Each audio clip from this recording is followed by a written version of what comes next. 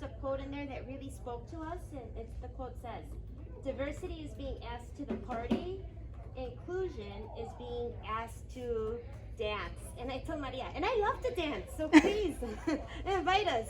And then we thought of this song.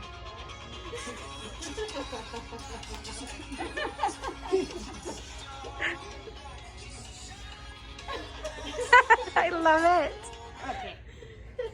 And that's true, because sometimes we, when we're told what is diversity, what is inclusion, it kind of, how you were saying, it gets intertwined. But when thinking of that, that's like an easy way to think of it. Like, you're just, okay, I'm here at the party, but I could be standing on the wall. That's not inclusion, So once you grab me and you force me to dance, even if I'm uncomfortable and nervous, that's you showing me inclusion. When we make somebody feel valued, leverage, which means like bringing them up, making them feel included, that's also part of inclusion. So,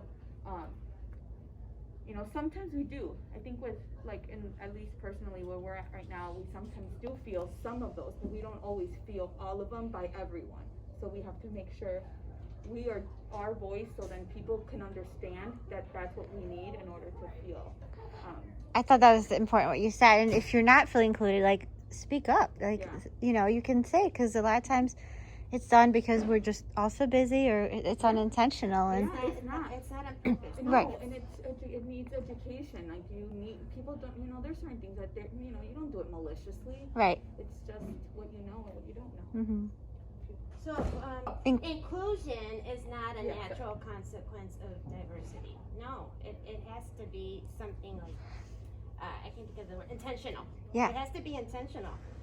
Sometimes because we just don't even think about it, right? So the environment has to be changed to reflect that Diversity. And there's so many things that we can include: race, gender. It's not just race; it's gender. It's economic and social. So it's a whole plethora of things that you have to keep in mind. I love what you said there. Jason and I went and talked about this a little bit. Just because you have a diverse team doesn't mean people feel included. No.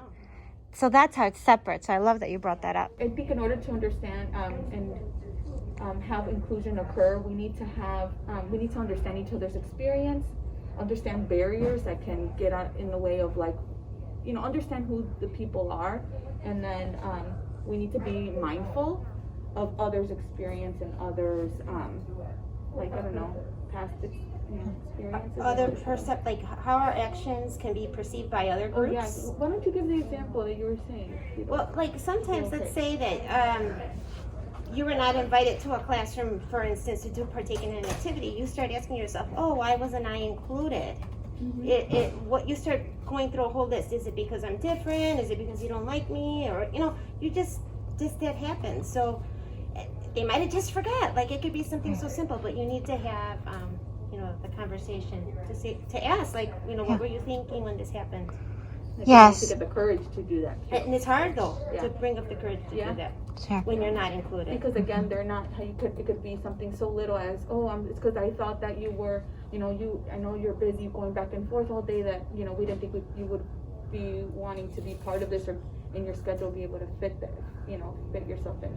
Yes, I apologize. Or how you said it could be a simple, "Oh man, I forgot, honestly." Yeah. So, and you gotta teach our kids to be advocates for themselves. Yes. When they're not being included as And well. I love that you came at it with assuming the best mindset. We're like, maybe something happened. Instead of assuming the worst, you just had a positive outlook on it.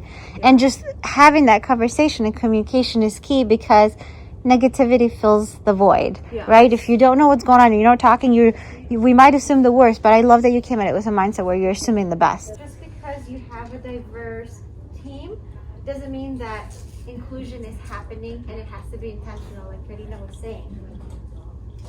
So one of the things that we talked about too is the generic saying of, we want to have a more diverse group.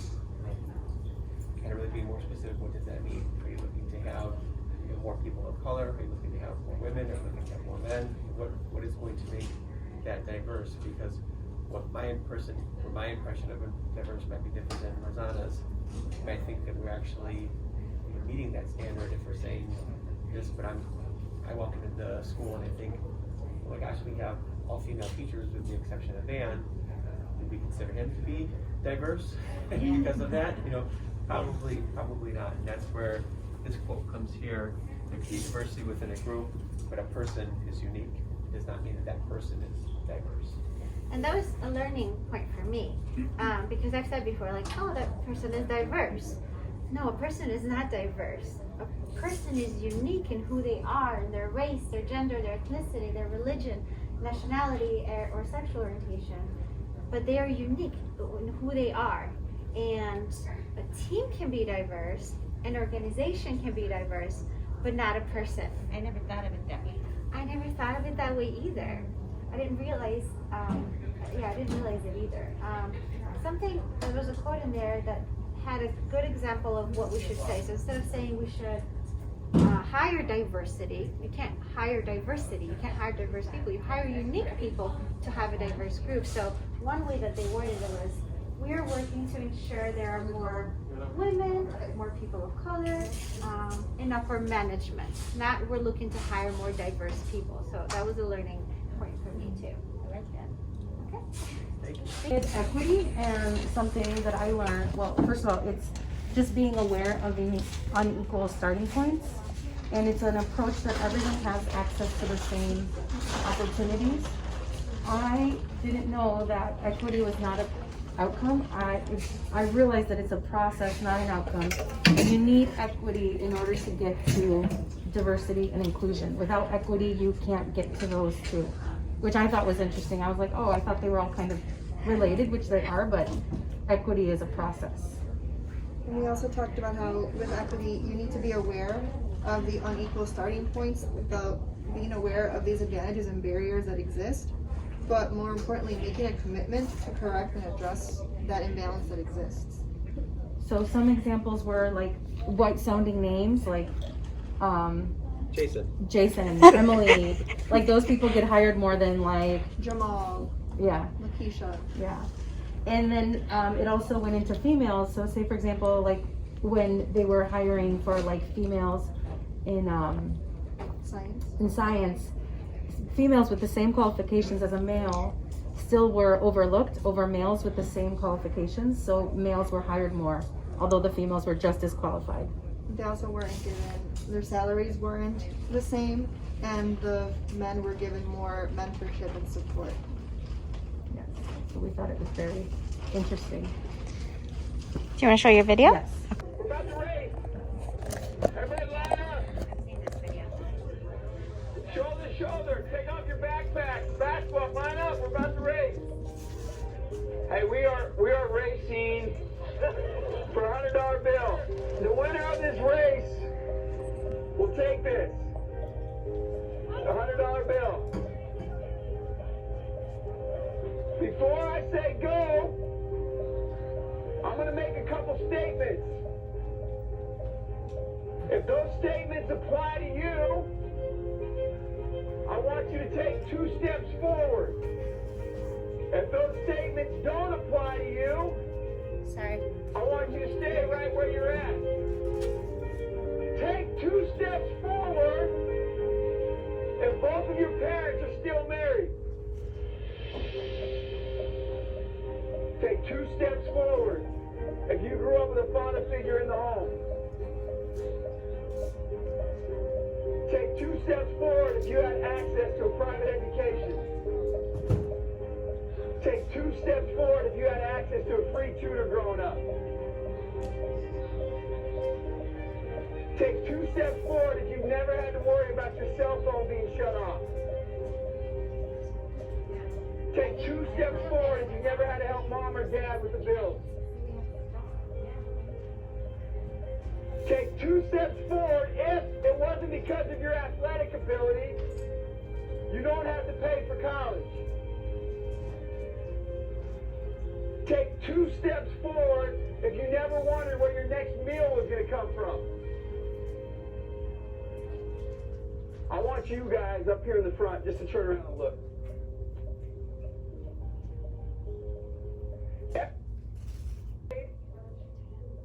Has nothing to do with anything any of you have done. Has nothing to do with decisions you've made. Everything I have said has nothing to do with what you've done. We all know these people up here have a better opportunity to win this $100. Does that mean these people back here can't race? No. We would be foolish to not realize we've been given more opportunity. We don't want to recognize that we've been given a head start. But the reality is we have. Now, there's no excuse. They still got to run their race. You still got to run your race. But whoever wins this $100, I think it'd be extremely foolish of you not to utilize that and learn more about somebody else's story.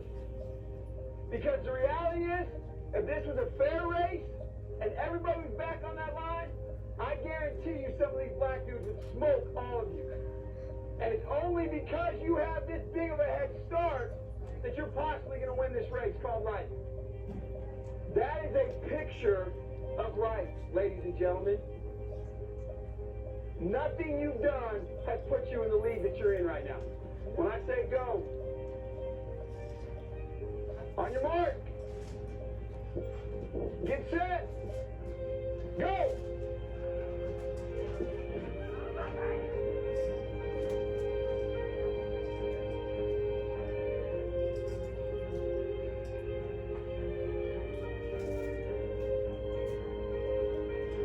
If you didn't learn anything from this activity, you're a fool. So that was powerful because he talked about equity, which is what you guys talked about. And in the end, he said something powerful. He said, those of you who have a head start, I hope that you will take a moment to look back and do everything you can. Use your privilege to help those behind. And I thought, wow, that's where like the inclusion part comes in to bring the equity and bring equity. What were you guys' thoughts? I've seen this video lots of times, and each time it's just as impactful. It's a good visual representation of what the words systemic racism. This is what happens because of systemic racism. And I just thought, I don't want to be the guy left behind or the person left behind. I would feel horrible if that was me. And maybe you don't even want to run the race because you see, like, what's the point? I'm so far behind. You feel like maybe I can't do it, right? He said there's no excuse. Like, life is still life. You still got to move forward. But it's up to the people at the beginning of that race to include everyone and use their privilege to bring equity. Use their voice to bring equity. When I watch it, my opinion is that I feel like it makes the white people feel uncomfortable with the people of color. I feel like it really makes them feel hurt. You know what I mean? So that I would hope, we don't see everything, but I would hope, I almost feel like the lesson is for the white people compared to the people of color because they're living it, you know what I mean? But like, I would hope that there's some kind of, they're holding hands and doing that, but it would be interesting to see what kind of conversation there was so that those students didn't feel, just as an example, to feel bad.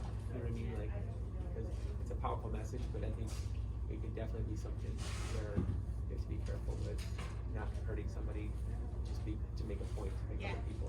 No, I definitely see these. Absolutely. Yeah.